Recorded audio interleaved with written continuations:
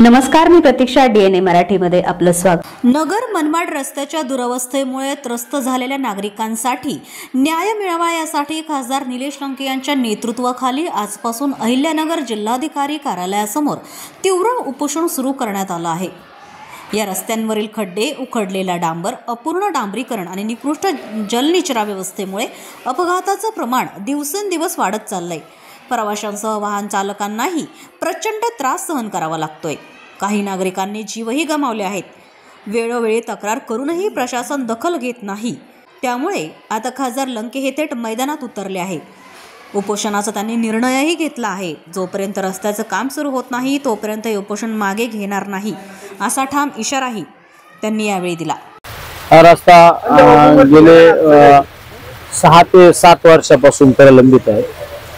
तुम्हाला माहिती असेल 2022ला मी ह्याच रस्त्याच्या संदर्भात नगर पाथर्डी रस्ता आणि नगर मनमाड रस्ता शिर्डी जो विळत ते सावळी विहीर ज्या रस्त्याचं नाव आहे त्या रस्त्याच्या बाबत उपोषणाला बसलो होतो. आणि त्या उपोषणाला बसल्यानंतर नगर पाथर्डी रस्त्याला ते काम पण झालं, पण नगर मनमाड रस्त्याचं ते अद्यापर्यंत काम झालं नाही.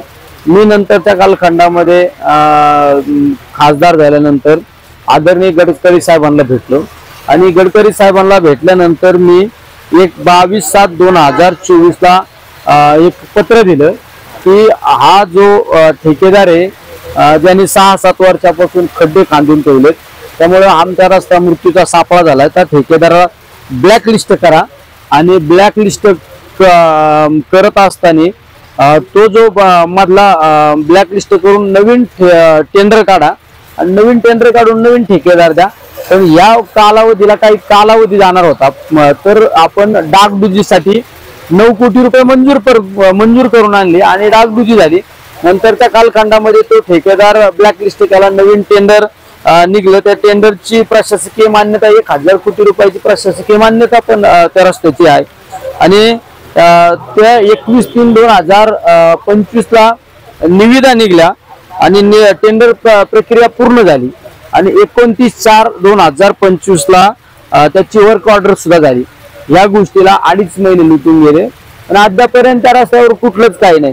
तो रस्ता म्हणजे माझ्याकडे अधिकृत आकडेवारी आलेली आहे, ती फक्त त्या स्पॉटवर मृत्युमुखी पडणाऱ्यांची संख्या.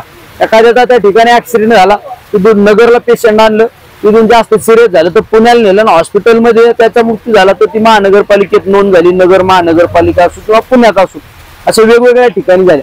तर स्पॉटवर मृत्युमुखी पडणाऱ्यांची संख्या 2022ला 68 लोक मृत्युमुखी पडले, 2023ला 108 लोक मृत्युमुखी पडले आणि 2024ला 120 आणि 2025ला 92 असे 388 लोकांचा जागीच मृत्यू त्या ठिकाणी झालेला आहे. त्यामुळे आमचं मागणी ही आहे की 2.5 महिने लुटून गेले तरी अद्याप त्या रस्त्याच्या कामाला प्रत्यक्षरित्या सुरुवात होत नाही. त्याची टेंडर प्रोसिजर होऊन सुद्धा तर रस्त्याचं कामाला प्रत्यक्षरित्या सुरुवात झाल्याशिवाय मी काही उठणार नाही. प्रतिनिधी मुंतजीर शेख, DNA मराठी, अहिल्यानगर.